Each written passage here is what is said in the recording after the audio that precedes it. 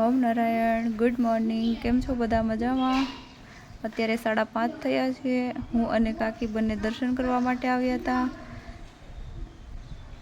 તમે જે જોઈ રહ્યા છો તે અમારા ગુરુજીનું સમાધિ સ્થાન છે. મારા અને મારા પરિવારના હૃદયમાં ગુંજતો એક મંત્ર એટલે ઓમ નારાયણ. કાકી રોજે સવારે વહેલા 5:30 ઉઠી અને સમાધિએ જાય છે અને ત્યાં બધું એ ચોખ્ખું કરે છે.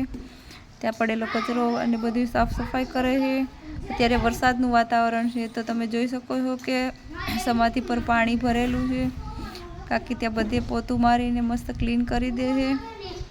અમારા ઘરમાં વડીલથી લઈને નાના બાળક પણ 7 વાગ્યા પહેલાં ઉઠી જાય છે અને ભગવાનના દર્શન કરવા જાય છે. જ્યાં ઘરે પહોંચી ત્યાં મમ્મી દીવાબત્તી કરે છે. ડાઇનિંગ ટેબલ ઉપર અમારા શ્રીનાથજી બિરાજમાન છે.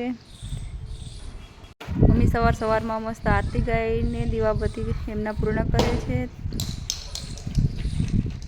આ મારા ભગવાન છે, માતાજી છે.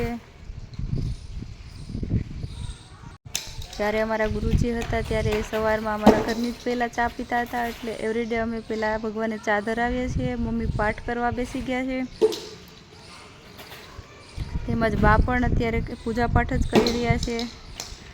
બા માળા કરી રહ્યા છે.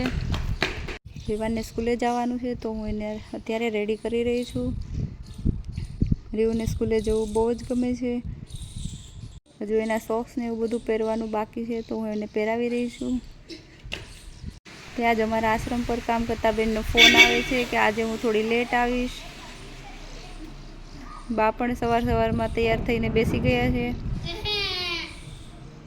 ને રીવુભાઈને ઊંઘ આવે છે. રીવુને સુઈ અમારા બાવકુભાઈ આવી ગયા છે અને ચા પીવે છે. રીવુભાઈ પણ રેડી થઈ ગયા છે ને મારો હિયાંશ પણ ઉઠી ગયો છે. એ પણ ડેઈલી 6:30 થાય ત્યાં ઉઠી જ જાય છે. એમને પણ ઘરમાં નહીં ગમતું, રોજ બહાર રમવું જ ગમે છે. અમારા જીસાબેન પણ તૈયાર થાય છે. રીવાન રોજે ભગવાનના દર્શન કરી પછી સ્કૂલે જાય છે. રીવાન નહીં પણ અમારા ઘરના બધા જ છોકરાઓ ડેઈલી ભગવાનના દર્શન કરે અને પછી બધાને ઓમ નારાયણ કહી અને સ્કૂલે જાય છે. બાળકોને પણ ભગવાન પ્રત્યે ખૂબ જ શ્રદ્ધા અને ભાવ છે, તેથી એ રોજે દર્શન કરીને પછી સ્કૂલે જાય છે. અમે અમારા બાળકોને વીકમાં એક વખત આજુબાજુના મંદિરમાં દર્શન કરવા લઈ જઈએ છીએ, જેથી એના પર સારા પ્રભાવ અને સારા ગુણો આવે. જીસાબેન પણ જો તૈયાર થઈ અને દર્શન કરવા આવી ગયા છે. કાકા પણ દર્શન કરવા આવી ગયા છે.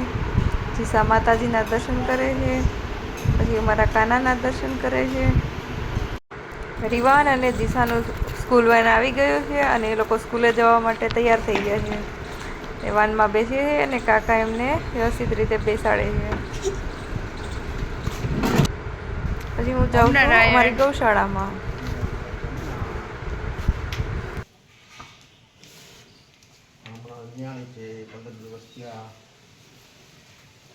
આ એનું વધુડું છે.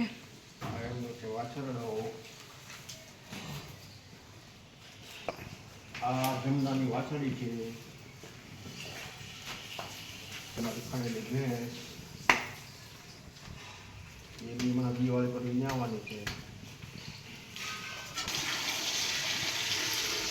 આ 15 દિવસ પછી ન્યાવાની છે. ઓલી ગાયનું નામ શું છે? આનું નામ છે ગંગા. ગંગા કેટલા વર્ષથી તમારી હારે છે? ગંગા લગભગ 15 વર્ષ થયા છે મારી પાસે. આનું નામ છે ગંગા. જેવું નામ છે એવું એનું કામ છે. ગંગા નદીમાં ક્યારેય પાણી ખૂટે નહીં. એવી જ રીતે અમારે ગંગા આવ્યા પછી ક્યારેય અમારું દૂધ ખૂટ્યું નથી. સરસ. આ બધી જ ગાયો છે એ ગંગાનો જ પરિવાર છે. બધી એની જ ગાંઠડી છે. આ બી એની ગાંઠડી છે. આપણે તો આ પહેલી વસ્તુ ન્યા છે હમણાં. એનું નામ શું છે? આનું નામ છે ગોપી. હમણાં અહીંયા છે આપણી 10 દિવસમાં. એકદમ સોજી છે. જો આ ફેરવો કે કઈ બોલે નહીં. પાછળ છે એ મહાદેવર.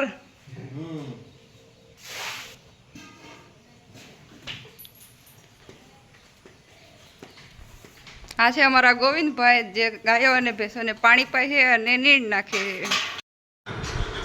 અમારા બાવકુભાઈ આવી ગયા છે અને આ છે અમારા લાભુબેન. એ પણ ઘાસ કાપી અને ગાયોને ખવડાવે છે અને પાણી પીવડાવે છે.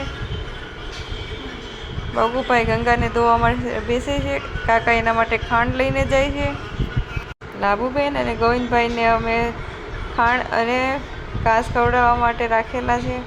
ગાયોને ક્યારે પાણી પીવડાવવું, ક્યારે ઘાસ ખવડાવવું એનું ધ્યાન એ રાખે છે. 12 વાગ્યાના ટાઈમે રીવાન અને જીસા ફરીથી સ્કૂલેથી આવી જાય છે.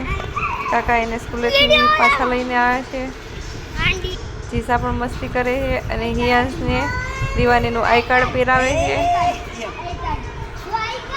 હીરો મારા ઘરમાં બધાથી નાનો છે એટલે બધાનો એટલો લાડકો છે. હીરોને પણ બધાની જોડે એટલું જ ગમે છે. હિયાન અને રીવાન એકદમ મસ્તી કરે છે. અને આ છે અમારા ઋષભભાઈ, મારા હસબન્ડનું ટિફિન લઈને જાય છે.